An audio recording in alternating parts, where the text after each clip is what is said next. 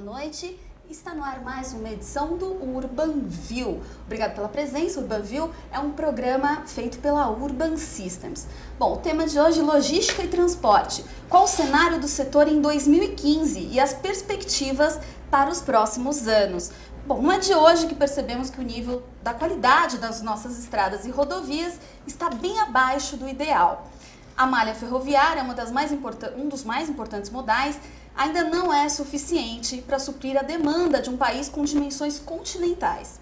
Aqui ao meu lado, Roberto Vilela, diretor-presidente da RV Imola Transportes e Logística, que vai discutir com a gente se a situação está tão complicada mesmo, o modo ideal para se sanar esses problemas de logística, além da questão da intermodalidade, dos aspectos políticos que podem afetar o futuro desenvolvimento do país e a visão da RV Imola para 2015.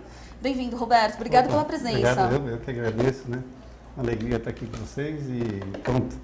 Boa tarde a todos e boa noite, né? Bom dia. Exatamente. Para quem estiver nos assistindo on demand. Ok. Então, estamos aí. Vamos ver o que a gente pode colaborar, né? Obrigada pela presença. Okay. Bom, participe você também enviando suas questões. Nós estamos ao vivo aqui no Urban View. Você pode enviar sua pergunta, comentário para a gente ao vivo aqui no programa por meio do e-mail urbanview@urbansystems.com.br.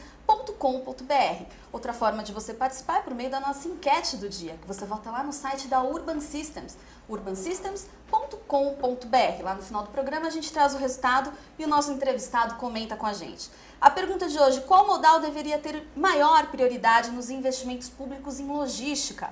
Primeira opção, portos aquaviários, que são a porta de entrada e saída de mercadorias do país. Segunda opção, ferrovias, que possuem maior capacidade e menor custo operacional de transporte interno de mercadorias. E terceira opção, rodovias, atualmente o principal modal de distribuição do país. Eu aguardo a sua participação, então. Bom, Roberto, começando a nossa entrevista, a Fundação Dom Cabral calculou no ano passado que as empresas brasileiras perdem cerca de 80 bilhões com falta de condições das estradas, das malhas ferroviárias incompatíveis com o tamanho do país e com as condições arcaicas dos portos brasileiros. A minha pergunta para abrir o programa: a situação do setor está tão grave assim? Está. Que pena. Não é de hoje, sempre teve. E você imagina que, só para dar um relato sobre isso, nós temos um lado dos grãos, por exemplo, que você, quando produz, ou seja, são a safra, todo mundo tem que tirar a safra, exportar. Então, o que se perde por falta de silos ou condições de armazenagem para poder fazer uma armazenagem e depois uma exportação com mais calma, então soltam por qualquer preço, correndo, e aí se perde muito em estradas deficitárias. Você sai com caminhões assim, graneleiros para chegar até um porto onde vai com X toneladas e a perda nas estradas é muito grande com isso. Então a perda realmente é muito grande nesse lado que é um grande modal de exportação nosso, né? Um grande receita do país, por falta de rodovia e falta de local de armazenagem. Perdemos também pela ineficiência dos portos, ou seja, essa ineficiência de condições os caminhões ficam dias e dias para estar tendo que descarregar. Então é uma ocasião onde os fretes se aumentam demais, o custo frete quilômetro fica muito caro, então envolve uma condição que o produto para ser exportado encarece muito. Então, o problema de estrada é grande. O nosso país é um continente, então nós temos um problema sério que é o lado de ser continental, o lado de ser portos ineficientes. Então, eu acho que teríamos que ter portos para atender todo o lado da costa marítima, os caminhões ficar apenas para atender curtas distâncias e as ferrovias fazer o trajeto de grandes distâncias entre o interior do estado. Então, os caminhões em pequenas distâncias, interior do estado, as ferrovias e os portos abastecer todas as capitais. Essa é a visão que eu acho que tem que ser para um continente desse. Muito bem. Você citou vários gaps aí, né? Da questão que a gente está abordando. Qual é o maior gargalo no setor de logística de cargas no nosso país atualmente? O maior gargalo é portos, claro, ou seja, você tem um problema sério que são ineficientes, você vê um problema todo dia de a falta de agilidade nos portos, tanto para recebimento de cargas como para exportação. Isso aí, qualquer custo do navio para chegar aqui é muito caro, ou seja, para exportar ou para receber mercadorias. O tempo, toda vez que você tem que receber um produto aqui, você já calcula aqui um desembaraço qualquer aqui, você vai demorar 20, 30 dias para receber e tirar do porto um container. É assim, a gente trabalha com isso, a gente sabe, todo mundo que mexe com importação, exportação sabe que é isso. Todo mundo, quando fala em importação, já calcula um custo Brasil de importação e exportação que é terrível. Pode ser terrível. Bem, agora o governo sozinho, através de investimentos públicos, é capaz de solucionar esses problemas? Ou é necessário a gente fazer concessões e parcerias público-privadas, sendo essa uma alternativa, né, para alterar essa situação? Ele não tem condições. A gente sabe que a melhor funcionalidade seria abrir concessões assim, através de parceria público-privada. É o melhor modal, ou seja, que tem se visto. A concessão só por si não, mas através da PPP eu acho que é um grande modal, aí concessões no caso de portos aí por 30 anos, renováveis, etc. Eu acho que seria um bom andamento para o país. E isso dividido, ou seja, não ficar muito focado numa área só. Atrelado a isso, que o problema mais importante do país vem o lado fiscal de dentro do país também. O lado fiscal tem que ser consertado, porque você concentra hoje uma guerra fiscal entre os estados, onde tem que chegar tudo por um lado só, porque chega por um outro lado tem um incentivo maior. Então, essa guerra fiscal de estados também tem que ser resolvida, porque senão não resolve nada. Você importar por um posto ou exportar por um posto, tem uma diferença muito grande. Então, se não resolver esse lado fiscal também tributário no país, é um problema muito sério. Então, essa questão tributária não é só relacionada à logística, é inerente ao país inteiro. É inerente, então, ou seja, uma coisa leva a outra. Então você tem que resolver esse problema fiscal do país. Tá certo que você não pode, nivela tudo, um estado pode perder em relação, tem que fazer um balanceamento. Os técnicos têm que estudar uma forma de compensar um estado a outro, mas que se resolva esse problema de dar compensações, onde você tenha que incentivar ter portos ativos em vários estados que funcionem bem.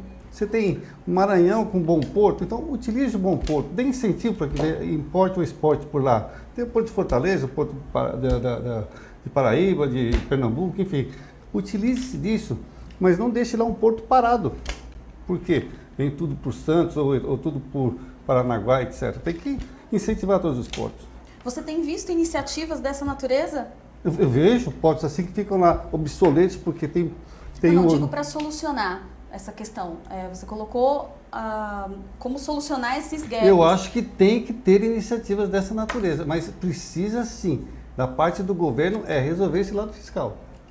Tem que ter esse lado, frentes assim de estudos, tem que trabalhar muito nesse lado de forçar com que os estados acabem com essa guerra fiscal e resolvam. Acabar com a guerra fiscal não é dar uma concessão só para um estado. Você está aqui em São Paulo hoje, tem pessoas que preferem comprar um produto que está aqui por um outro estado, porque o diferencial de ICM beneficia o comprador. Eu tenho que vender um produto daqui para o Rio de Janeiro, se eu estou aqui, ele prefere comprar dentro do Rio de Janeiro ou dentro de um outro estado, o mesmo produto, porque tem benefícios de ICM. Isso tem que ser resolvido. Isso é um problema sério. Imagino que sim. E com relação aos portos, quais os maiores gaps, né? A gente tem visto até na mídia a questão da pequena quantidade de portos, estrutura ultrapassada, falta de tecnologia. O que você sente? Enquanto não partir para a iniciativa privada totalmente, com uma concessão bem clara, onde você tem que ter, dentro dessas PPPs, cobranças, ou seja, de você ter investimentos, tecnologias e modernização, produtividade, você não vai melhorar, aquele negócio vai ficar sempre obsoleto. Então, colocar por produtividade. aí sim o pessoal vai melhorar a capacidade, a produtividade. Eu acho que o porto tem que trabalhar por produtividade. E falando de investimento, quais os investimentos você acredita serem mais urgentes no negócio, nesse mercado? É tanto. Você vê, estradas estão aí, portos estão aí, ferrovias, né? É um esforço muito grande, mas o dinheiro é pouco e o dinheiro não existe, né? Então, complicado. Eu acho que se a iniciativa privada não entrar, do governo a gente não se espera muito, porque eu acho que há muita gente interessada, sim. Mas tem que ser um processo bem transparente, bem aberto, com o máximo possível de transparência para que a iniciativa privada, e também não ficar restrito só a um bloco ou outro, ou seja, tem que deixar a gente de fora também entrar, sabe, com uma participação ou outra, para trazer tecnologia de fora do país. A gente não pode ficar com esse negócio só de ficar, não podemos deixar aqui outros estrangeiros investir. Que invista, faça, explore e pronto. A gente precisa de melhorar o nosso país. Evoluir, ficar aqui, não podemos deixar a empresa estrangeira melhorar os portos. Vamos deixar, pronto, vamos beneficiar isso. A gente ganha de outro lado. Agora vamos falar de ferrovia, né? Que é vista como um investimento de longo prazo, porém necessária. Há muitos problemas com esse modal? Sempre foi, né? Desde quando foi criada a primeira ferrovia, né? Tem evoluído bastante nos últimos anos. Eu acho que, historicamente, eu acho que desses últimos 10 anos aí, agora eu acho que foi a época que mais se evoluiu, foi agora, né? Então, eu acredito que, pelo que eu tenho ouvido falar, assim, esses modais devem crescer muito. É um modal que, dos três, é o que mais está crescendo ultimamente. Eu acredito que devemos ter uma bela surpresa aí nos próximos anos, porque é o que está mais levando a sério. Fizeram assim associações boas e teve investimentos nessa área que ainda não está surtindo efeito, mas eu acredito que deve vir assim daqui nos próximos anos assim algumas coisas interessantes que vão refletir nesse modal de transporte. O que está mais avançado assim a curto prazo para mim, eu acho que é a ferrovia. Por incrível que pareça. O caminho dos investimentos na questão da ferrovia está encaminhado. Está encaminhado, é o que está mais encaminhado. É o que está mais encaminhado. Como é o caso, inclusive, da ferrovia Norte-Sul, exatamente. Né? Exatamente. Norte-Sul já é uma realidade, né? Para o minério que tem lá, funciona muito bem. Mas tem outras coisas, ela já está numa interligação com o lado sudeste aqui, o lado do sul, assim, então vai ser uma ligação meio que norte-sudeste aí, que vai funcionar até os portos aqui de Paranaguá e de Santa Catarina, creio eu. Tá funcionando bem aí, pelo que eu tenho visto. Bem. Bom, agora o Brasil, como um país continental, teve seu modelo de cargas apoiado principalmente no modelo rodoviário, com caminhões similar ao modelo americano. Mesmo assim, as rodovias brasileiras ainda são consideradas insuficientes e ruins. Como é que a gente contorna essa situação? Você saiu daqui desse eixo sudeste, assim, sul, não existe rodovia, né? Então, você andar aí para cima, não existe rodovia. É coisa assim eu conheço já, conheço de andar, de ver, é coisa que, eu volto a dizer, a gente tem que sair desse histórico de botar caminhão para andar 4, 5 mil quilômetros. Temos que sair disso, a gente tem que colocar os caminhões para andar, no futuro, andar poucas distâncias. Caminhões têm que, no futuro, andar distâncias de 800 quilômetros. Eu acho que caminhões têm que fazer esse percurso. As grandes percursos têm que fazer via navios, ou seja, via portos e via ferrovias. Que é a questão multimodal que a gente vai conversar daqui a pouquinho. Então, você tem que abastecer o país via portos, dos portos para interiores através de ferrovias e desses grandes centros via caminhões. Eu acho que esse que é o futuro do modal que a gente deveria fazer. Não tem sentido você atravessar com caminhões 5, 6 mil quilômetros e com um caminhão daqui para Manaus que demora 15 dias. Loucura. E os pedágios e concessões de rodovia, eles podem funcionar como uma solução interessante? Funciona onde você tem volume de carro, né? Aqui em São Paulo, no interior de São Paulo, você vê que tem rodovias boas porque você tem volume. Agora, coloca uma lá no interior do Piauí, como é que você vai arrumar um... Não tem. Não há pedágio que pague para você atravessar um estado do Maranhão, do Piauí, sei lá, do interior do Nordeste. Não tem volume. Então, teria que num processo de privatização, algumas rodovias tinham que subsidiar outras rodovias. Por exemplo, você pega uma rodovia tipo São Paulo-Rio, um pedágio desse daqui deveria ter uma cota para subsidiar uma rodovia qualquer no Nordeste. Deveria ser isso. Essa é a ideia. Essa deveria ser a lógica. Bom, além de questões individuais dos modelos de transporte, a intermodalidade entre eles no Brasil parece uma questão ainda não tão bem resolvida, como você mesmo colocou uma pergunta atrás. Eu gostaria que você falasse um pouquinho sobre a burocracia existente nessa questão da intermodalidade, a oferta de serviços e os problemas que a gente pode encontrar no país relacionado a isso. Por favor. É aquele negócio, quem nasceu primeiro, o ovo ou a galinha, né? É um sonho que a gente tem do que seria o ideal. Mas se a gente não caminhar para abrir esse processo de melhoria de portos, de fazer privatização, concessões de portos e depois, ou seja, fazer interligações com ferrovias, para depois sim você partir para deixar o modal dos rodoviários para curtas distâncias, a gente não vai chegar lá. Então a gente tem que primeiro começar com os portos. Eu acho que assim, depois que nós começar melhorando os portos, a gente pode beneficiar esse continente que nós temos, com capacidade de realmente funcionar a distribuição do que a gente tem no país, através dele, e com isso intercalar o resto do mundo. Aí a gente começa a falar em receber e distribuir, né? A gente tocou no tema da intermodalidade dentro dos transportes. Eu queria só que você esclarecesse um pouquinho a diferença entre intermodalidade e multimodalidade no setor de transportes. Multimodal e intermodalidade, para mim, ou seja, vem a ser a mesma coisa. Ou seja, você tem um multimodal, que é o rodoviário, o aéreo, o aquaviário, ou seja, e o ferroviário, que ou seja, na base da intermodalidade, ou seja, é intercalá-los juntos. Ou seja, para mim, esse é o conceito da intermodalidade. Muito bem.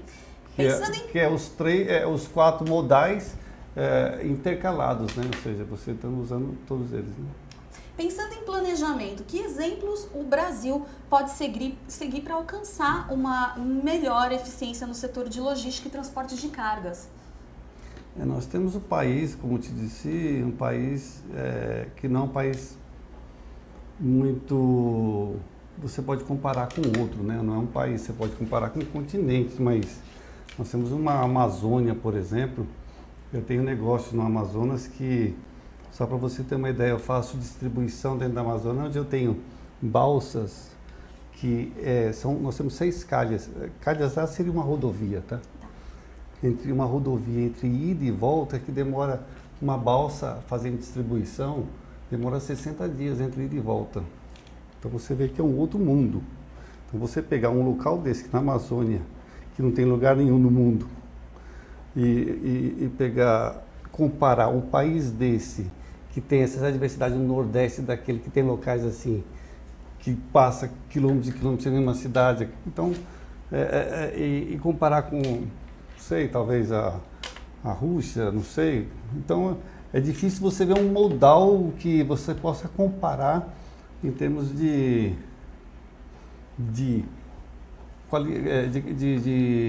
para comparar em termos de seguir como exemplo.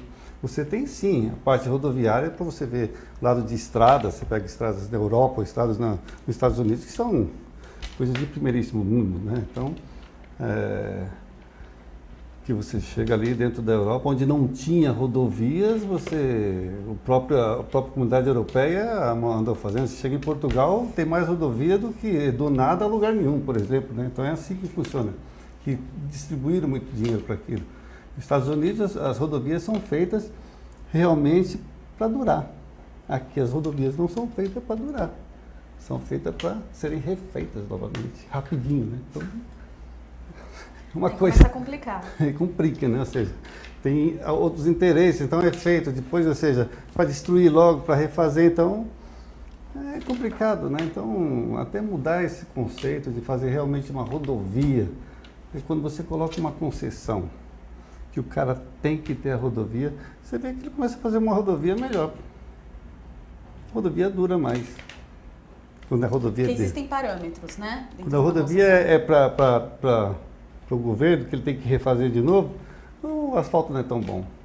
Agora, quando é para ele cuidar, tem que durar 20 anos, é de concreto, né? Fica uma rodovia boa, né? Pois é, vamos falar um pouquinho da RV Imola, que é a sua empresa, né? A RV Imola utiliza tecnologia de ponta no dia a dia da gestão logística. Eu vi isso no site de vocês.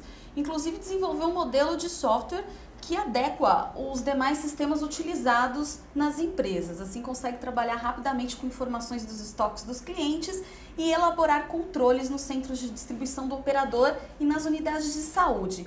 Investir em tecnologia nas empresas na área de transporte e logística é imprescindível para o futuro das mesmas?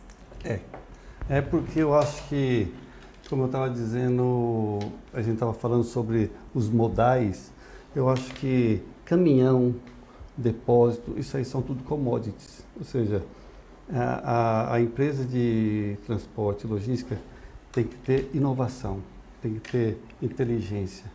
Então, isso é que tem que ser feito o diferencial dela. Eu tenho que trazer para você, meu cliente, a solução de como resolver o teu problema de estoque. Então, a RV, ela faz hoje o quê? Ela trabalha em grandes centros de saúde, onde a gente controla lote, validade. Nós estamos dentro da indústria, dentro dos almoxarifados, dentro dos hospitais. Nós controlamos medicamentos até a orientalização, desde a produção até o paciente. Então, é muito importante isso, porque há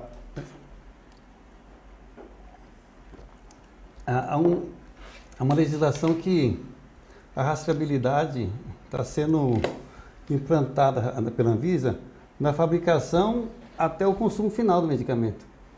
E isso a gente está avançando cada vez mais em tecnologia. Isso é tecnologia. Sem isso você não consegue controlar. Porque são milhares e milhares de medicamentos. E isso é muito sério. Você pegar um medicamento X que está vencido ou então colocar num paciente ali errado, você sabe que o problema pode ser. Essa é a peculiaridade de trabalhar com transportes na área farmacêutica. E é uma coisa muito séria, porque desde aquela, não sei se você lembra daquela época da pílula da farinha. Sim. Ali começou o pessoal a levar um pouquinho mais a sério, começou a ter controles a mais sobre isso. Ao contrário de muitos dos nossos segmentos, na área de transporte, há uma exigência pela Anvisa que em todas as filiais tem que ter um farmacêutico. Nosso sindicato de transporte, ou seja, fez muita frente assim que a gente não deveria ter só no embarque, aquela coisa toda. E eu sou contra isso. Eu acho que tem sim que ter um em cada lugar. Por quê? É muito complicado quando a gente vai chegar no destino da mercadoria, que a gente realmente está entregando uma mercadoria correta ou não, ou seja, daquele produto no local certo. Eu estava transportando um negócio aí um dia desse aí, que não lembro qual medicamento, que desapareceu num volume, veio até a Polícia Federal atrás da gente, sei lá o quê. Por sorte achamos. Controlada.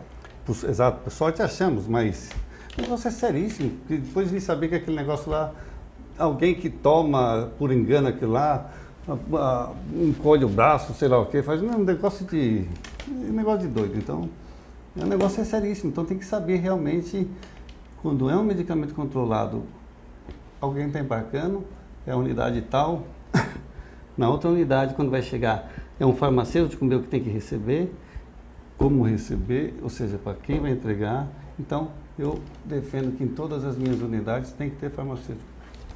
Eu tenho hoje perto de 40 farmacêuticos na minha empresa, que são responsáveis pelos depósitos, realmente. Então, eu tenho mais farmacêutico do que chefe de depósito, porque eu acho que eu estou trabalhando com medicamento, é importante. Com relação aos processos tecnológicos da RV Imola, o que vocês fazem de diferente? Conta um pouquinho. A gente tem